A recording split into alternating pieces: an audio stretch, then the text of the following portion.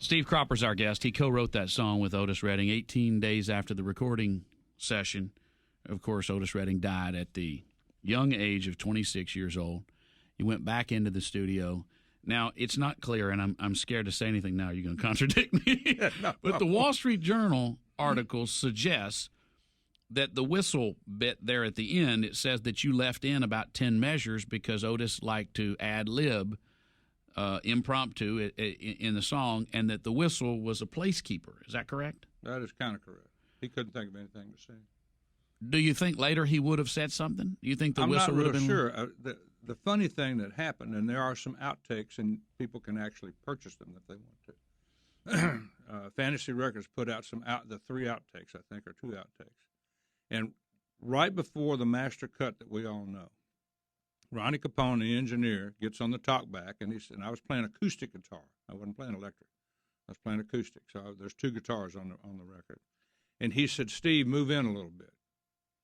And the other thing he says to Otis, he says, "Otis, one thing for sure, you'll never be a whistler." Well, I guess probably the most famous whistle in history. In history, yeah. So I always think that's funny. Let's fast forward, if we could. I want to go back to the Stax period in a minute. But you hooked up with 2 white guys that love jazz named Dan Aykroyd and John Belushi. And I've posted to our site the article. After this interview, folks, I encourage you to go back and read it. Vanity Fair did a piece entitled Soul Men, the Making of the Blues Brothers. And they go through the history of Dan Aykroyd and John Belushi and the movie and the music. And you still tour with the Blues Brothers. I mean, you're going to be in Europe, with the original Blues Brothers band. 25 years. There's 2 of us still left. Yep. Donald Duck Dunn not with us anymore. Right. Obviously, Alan Rubin, the trumpet player. Your best friend from 6th grade. Absolutely. Donald Duck Dunn, that is. Tell us, I think the article's fascinating, but I'd like to hear it in your own words, Steve Cropper, how that came to be that you joined John Belushi and Dan Aykroyd for the Blues Brothers. Well, I don't know who suggested me. I really don't.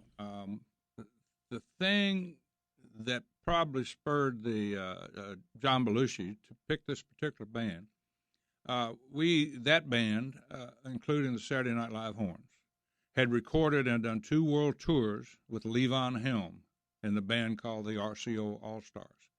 We went up and recorded up in Woodstock, and then we recorded another record out in Malibu, their studio out there in California. Did 2 world tours. We were playing New Year's Eve at the Palladium, and John Belushi happened to be there. And whatever was sparked in his head, as best I can tell, is he said, "If I go on the road, that's the band I want," which did include the Saturday Night Live Horns. So as it turned out, Steve Martin later, he had a big record called King Tut, #1 record in the nation. Had been asked to do, I think, 9 shows at the Universal Amphitheater in California, and they needed an opening act. And they said, "Get whoever you want." So being a writer and connected with Belushi and Aykroyd, he called them and said, "Hey, I'm doing these shows in California. I need you guys to open for me." And Belushi said, "Well, we don't really do stand-up comedy." And he said, "Well, I don't care what you do." And he said, "Can we do music?" And he said, "Sure." So he put together the band, and he started calling these guys he saw at the Palladium the past Christmas or New Year's. And apparently, I did not realize the commercial success that the Blues Brothers had in album sales, record sales at that time until the Vanity Fair article. I was blown away. I mean, this wasn't just a band in a movie. The initial record sold 2.5-3 million copies. Wow. Briefcase Full of Blues, and it was a live album, but it doesn't really sound live. It sounds very professional. And out of the, I think 9 dates, they recorded 4, and out of those 4 dates, they pieced together that album. Now, Soul Man, my favorite out of that, you had played on the original with Sam and Dave, who play it, Steve. Sam and Dave were with Stax with you, and then doing that with John Belushi and Dan Aykroyd. Who chose to put that song in there? Well, I did, but I don't want it to appear that I'm credited with any of that.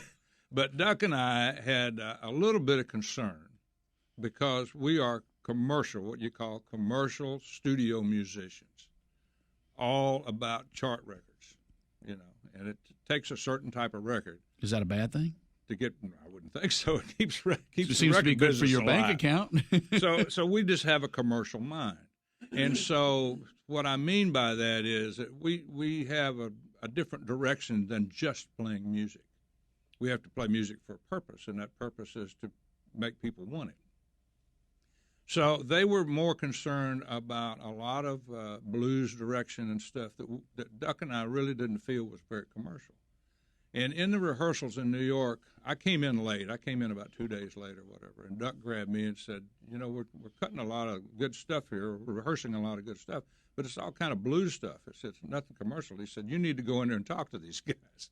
I said, okay, give me a chance to see what's going on. So we go in there and we play, and we're having a big time.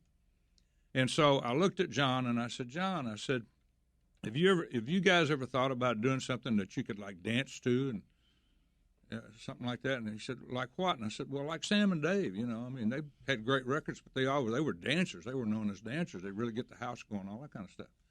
And he said, well, okay. He said, you got a suggestion? And I looked at Paul Schaefer and I said, you know Soul Man, don't you? And he said, yeah, sure. So I hit Soul Man. And they start dancing and clowning around and all that sort of stuff. And everybody was laughing and having a big time. And John, he turned around and he said, man, that song's great. But he said, it's too high for me. I said, okay. So I just brought it down to fourth, and we've been playing it there ever since. So. Can you? I know you're irritated. You don't have your right amp, your right guitar. You got your guitar, but not your right amp. So we'll make allowances. Could you show us the difference? Well, and I'll do a thing, and I'll probably do it tonight. I'll bring up an old show that used to be on TV called Name That Tune. Mm-hmm. And the contestant, simple contest, the contestant could name the song in the least notes would win the prize of the day. Mm. So usually, if I have a full house, I guarantee you 90% of the people can name this song in 2 notes. They already know what I'm going to play, so it goes like this.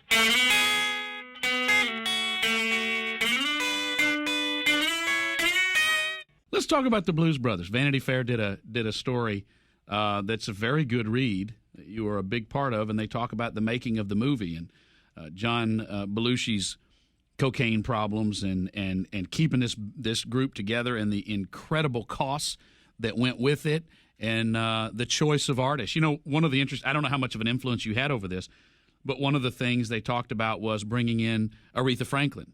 And the makers, the studio said, Aretha Franklin, you know, she hadn't had a hit in 12 years. Well, you had produced Aretha in the 60s. And obviously, her scene turned out to be one of the biggest. And James Brown, who arguably wasn't at the peak of his career. And then, of course, Cab Calloway, who most people's grandparents remembered.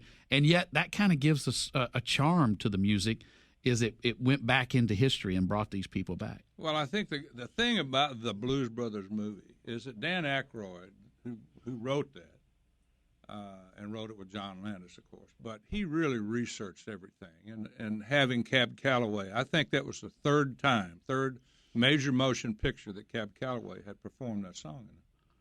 And, you know, to bring back... You're talking about Minnie the Moocher. Yeah. And to be smart enough to bring back Aretha and Ray and James. I mean, he just picked from the top of the crop, basically, is what he did. And it all seemed to work out. And they had so much fun making that movie. That's probably a thrill. They say, what's the most fun you ever had? We'll make a movie. I mean, we left there going, we could do this every day. This is really cool. You know? But the studio would have none of it. Steve Cropper's our guest. According to Vanity Fair, the studio was ready to shut this thing down. Pretty much, yeah. It was costing. Have you seen the movie Tropic Thunder? I have, and I love it. Well, it's running. The costs overruns. They're about ready to shut this thing down. Tom Cruise plays a great role as this crazy guy that's making this movie, and I kind of get the sense that's what's going on there. They're getting notices that you guys are supposed to be filming and you're not, and Belushi's knocked up. And then I guess he sprained his wrist, and he still hadn't done the flipping scene that they do in the church with James Brown. I mean, I can't imagine what that period must have been. Well, there's so many things about that movie that's really funny. But, they talked in there about going over budget and all that. And I remember, and I think it's long enough now I can say this, but I flew with Bob Weiss, who was the producer, from L.A. back to the set in Chicago. And we're sitting together back in the plane, and I said, I've got to ask you a question. I know if you can't answer, you can't answer. But I said, I'm curious, what is the budget on this film? And he looked at me and he said, well, Steve, there's not one. So what does that mean?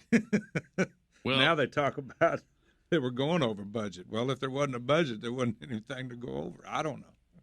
The article suggests, Steve Cropper's our guest, the article suggests that John Landis had absolutely no control over the set and particularly the stars. Is that true? I don't know about that, true, but the gossip running around the set was, when if we're still talking about budget, was that John Landis wanted to spend $1 more than Steven Spielberg. It's kind of not a rival, but they were good buddies. Steven had come by the set and so forth. So. When you look back at the tracks from that, how did Hey Bartender get put in there? It just seems like an odd choice for that movie. Well, John Belushi came up with that one. I'm not sure. I don't remember having heard that song before we started rehearsing the songs for the movie. I learned a lot in that movie. I was very educated because, like I said earlier, that we were so tuned into and trained with the commercial ear that everything we touched just sort of had to be commercial. So we, as growing up and playing in the studio and so forth, we missed out on a lot of great music because it was all focused towards the commercial end of it. It was almost 20 years later, y'all made Blues Brothers 2000, actually, in 1999. Right. Was that tough to do? Because there's a lot of pressure when you No, and what we both said, my good buddy Donald Duck Dunn and I both said we had more fun making that movie than we did the first one. Now, maybe we had premonition or, preemptions about what we thought making a movie would be, what our role would be. Maybe we were nervous about being in the movie. That was one thing that the first movie accomplished that was almost taboo. The powers that be in Hollywood told Dan and John without question, your band will not be in this movie, period. We're not going to try to teach a bunch of musicians how to act. We'll use actors. Well, they turned out to be wrong. I mean, I guess John and Danny called their bluff on it and said, well, there'll be no movie if our band's not in it. So that was one of the big front-end coups, I guess, that worked out pretty good, and Landis went along with it. A lot of people knew your music. They'd been singing your music, songs you had written, and, of course, songs you had played. You had toured the world already by the late 70s, early 80s. But now, all of a sudden, wherever you go, people know who you are because you're Steve the Colonel Cropper. Right. And there are scenes. I mean, my favorite going back and looking at these, preparing to do this interview, was one, when Dan Aykroyd gives that great speech about, we're all here to have a good time and even the cops are okay, and John Candy's up there. It's just such a great scene. And then they start playing, and they keep bringing you forward. Was that scripted, or did you just step to the front? Well, it was Dan's intention, very definitely his intention, and also Landis went along with it, that he wanted to bring us to the forefront. And in the second movie that you brought up, in the first movie, Donald Duck Dunn's scene was cut out of the movie, and never not cut out of the script, never filmed. I had a whole scene that was cut out of the script that was never filmed. So that went along, I guess, with budget saving, one of those deals, because in its entirety, I was told by John Landis that they filmed over 600 miles of film, which would have made that movie about a 4-hour saga. Right. And they really had to edit a lot of it down, and they were going to save about a half an hour to 40 minutes of it for a TV special that would run in those 3-part series, and get the whole time in, but that never happened. So. Had John Belushi not died when he did, which wasn't long after that, do you think there would have been a sequel sooner? Absolutely. They'd already signed contracts for it. Really? Yeah.